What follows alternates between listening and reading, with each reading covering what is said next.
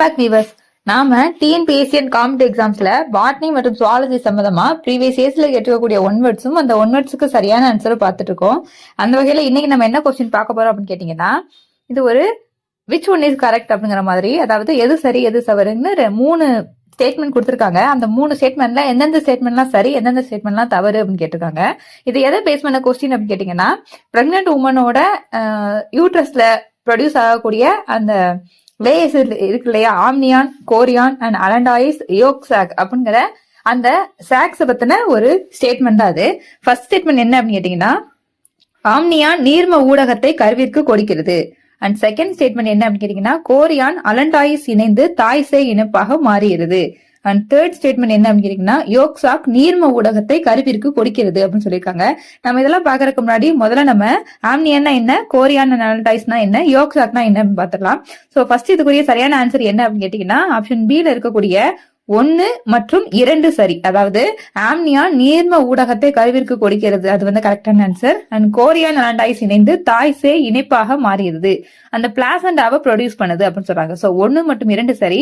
இதுல எது தவறு அப்படின்னு கேட்டீங்கன்னா, யோக் சாக் நீர்ம ஊடகத்தை கருவிற்கு கொடுக்கிறது அப்படிங்கிறது தவறு.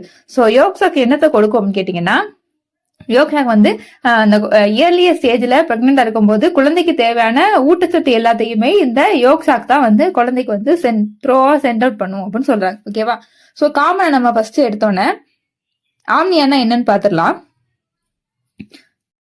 The amnion or amniotic sac represent the fetal membrane that directly surround the fetus. Fetus surround பண்ணிருக்கும். It is responsible for the protecting, developing the baby from the mother's body and provide nutrients, immune protection, waste removal and gas exchange for the growing body. உங்களுக்கு புரிஞ்சிருக்கும்னு நினைக்கிறேன். குழந்தையை பாதுகாக்குது, தேவையான nutritions provide பண்ணுது, immune ப்ரொடக்ஷனா இருக்கு, wastes remove பண்ணுது அண்ட் கேஸஸை எக்ஸ்சேஞ்ச் பண்ணிக்கிறது. இதுதான் ஃபர்ஸ்ட் இருக்கக்கூடிய ஆம்னியானோட யூசஸ். அண்ட் செகண்ட் இருக்கக்கூடிய கோரியான் அண்ட் அலண்டாயிஸோட யூசஸ் என்னன்னா, இந்த chorio allantois placenta forms through the fusion of allantois. அதாவது இந்த பிளாசண்டாவை வந்து டெவலப் பண்றதா இந்த கோரியான் அலண்டாயிஸ் அப்படின்னு சொல்றோம். அண்ட் தேர்ட்ல இருக்கக்கூடிய யோக் சாக் என்ன செய்யுது அப்படின்னா, ப்ரொவைட்ஸ் அண்ட் எம்ப்ரியோ வித் நௌரிஸ்மெண்ட், அதாவது தேவையான ஊட்டச்சத்துக்களை ஃபர்ஸ்ட் சொன்ன மாதிரியே அது அந்த குழந்தைக்கு தேவையான ஊட்டச்சத்துக்களை அதுதான் அளிக்குது அப்படின்னு சொல்றாங்க. சோ இதுல வந்து ஆன்சர் என்னன்னு முன்னாடியே சொல்லிட்டேன். ஆப்ஷன் பி இருக்கக்கூடிய 1 மற்றும் 2 சரி.